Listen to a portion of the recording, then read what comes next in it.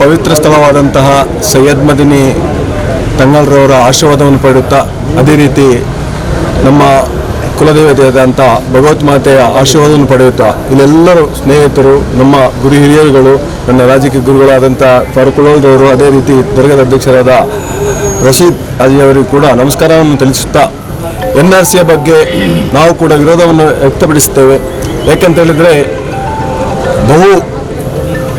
ಬಹುಸಂಖ್ಯಾತರಾದಂತಹ ಹಿಂದೂಗಳಲ್ಲಿ ಬಹಳಷ್ಟು ವ್ಯತಿರಿಕ್ತವಾದ ಒಂದು ವಾತಾವರಣ ಈಗಾಗಲೇ ಸೃಷ್ಟಿಯಾಗಿದೆ. ಅದು ಯಾವ ರೀತಿ ಸೃಷ್ಟಿಯಾಗಿದೆ ಅಂತ ಹೇಳಿದರೆ ಅದನ್ನೊಂದು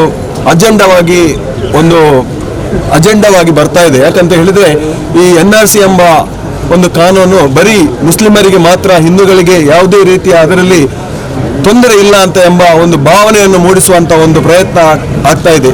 ಖಂಡಿತವಾಗಿ ಇದು ತಪ್ಪು. NRC ಎಂಬ ಒಂದು ಕಾನೂನು ಅದಕ್ಕೆ ಧರ್ಮ ಇಲ್ಲ, ಎಲ್ಲರಿಗೂ ಬರುವಂಥದ್ದೇ. ಯಾರೋ ಮೇಲೆ ಒಂದು ಗೂಬೆ ಕುರಿಸುವಂಥ ಕೆಲಸ ಖಂಡಿತ ಇಲ್ಲ.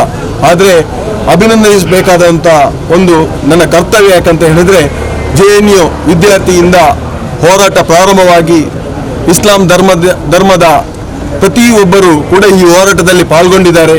ಅದರಲ್ಲೂ ಕೂಡ ಬಹುತೇಕ ಹಿಂದೂಗಳು ಈಗಷ್ಟೇ ಒಬ್ಬೊಬ್ಬರಾಗಿ ಒಂದೊಂದು ಪಂಗಡಗಳಾಗಿ ಬರ್ತಾ ಇದ್ದಾರೆ. ತುಂಬ ಸಂತೋಷದ ವಿಷಯ. ಆದರೆ ಎಲ್ಲರೂ ಇದು ಒಂದು ಮತ, ಒಂದು ಧರ್ಮದಕ್ಕೆ ಸೀಮಿತವಾದ ಒಂದು ಹೋರಾಟ ಅಲ್ಲ. ಖಂಡಿತವಾಗಿ ಇದು ದೇಶವನ್ನು ವಿಭಾಗ ಮಾಡುವುದನ್ನು ನಿಲ್ಲಿಸುವ ಒಂದು ಹೋರಾಟ ಅಂತ ನಮ್ಮ ಭಾವನೆ. ಯಾಕೆಂತ ಹೇಳಿದ್ರೆ ಯಾರು ಇಲ್ಲಿ ಇವತ್ತು ಅಧಿಕಾರ ನಡೆಸ್ತಾ ಇದ್ದಾರ, ಅವರು ಹಿಂದೂಗಳನ್ನು ಯಾವ ರೀತಿ ಸುಮ್ಮನೆ ಕೂತ್ಕೊಳ್ಳಿಸುವ ಒಂದು ಪ್ರಯತ್ನ ಮಾಡ್ತಾ ಇದ್ದಾರೆ. ಅದು ಯಾವ ರೀತಿ ಅಂತ ಹೇಳಿದ್ರೆ ನಾವು ಈಗಾಗಲೇ ನೋಡಿದ್ದೇವೆ. ಒಂದು ಕೆರೆಗಳಲ್ಲಿ ಹಾವುಗಳಿದೆ ಅಂತ ಹೇಳಿ ಮೀನಿಗೆ ಮತ್ತು ಕಪ್ಪೆಗೆ ಹೇಳುವಂಥದ್ದು. ಯಾವ ರೀತಿ ಅಂತ ಹೇಳಿದ್ರೆ ಕೆರೆಗಳಲ್ಲಿ ಹಾವು ಇದೆ, ಮೀನು ಮತ್ತು ಕಪ್ಪೆಯಲ್ಲಿ ಹೇಳುವಂಥದ್ದು, ನಿಮಗೆ ಏನು ಆಗುವುದಿಲ್ಲ, ನಾನು ಆ ಹಾವನ್ನು ಓಡಿಸ್ಲಿಕ್ಕೆ ನೀರನ್ನು ನಾನು ಆವಿ ಮಾಡ್ತಾ ಇದ್ದೇನೆ, ನಿಮ್ಗೆ ಏನು ಆಗುವುದಿಲ್ಲ ಅಂತ. ಈ ಒಂದು ಸಂದೇಶವನ್ನು ಹಿಂದೂಗಳು ದಯವಿಟ್ಟು ಅರ್ಥ ಮಾಡಿಕೊಳ್ಬೇಕು. ಇದೇ ಒಂದು ಸಂದೇಶ.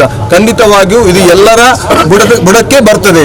ಆದ್ದರಿಂದ ಈ NRCಯ ಹೋರಾಟದಲ್ಲಿ ಹಿಂದೂಗಳು, ಮುಸ್ಲಿಮರು, ಕ್ರೈಸ್ತರು, ಸಿಖ್ಖರು, ಬೌದ್ಧರು ಎಲ್ಲರೂ ಒಟ್ಟಾಗಿ ಒಂದೇ ತಾಯಿಯ ಮಕ್ಕಳಂತೆ ಹೋರಾಟವನ್ನು ಮಾಡಿ ಮುಂದಿನ ದಿನಗಳಲ್ಲಿ NRC ಎಂಬ ಪೆಡಭೂತವನ್ನು ಈ ದೇಶದಿಂದ ಒದ್ದು ಓಡಿಸುವ ಒಂದು ಕಾರ್ಯಕ್ರಮಕ್ಕೆ ನಾವುಗಳು ಸಂಪೂರ್ಣವಾಗಿ ನೀವೇನು ಹೋರಾಟದ ಮುಂಚೂಣಿಯಲ್ಲಿದ್ದೀರಿ, ನಿಮಗೆ ಸಂಪೂರ್ಣವಾಗಿ ನಮ್ಮ ಬೆಂಬಲವನ್ನು ನಾವು ವ್ಯಕ್ತಪಡಿಸುವಂತೆ ಹೇಳಲಿಕ್ಕೆ ಈ ಮಾತು. Thank you.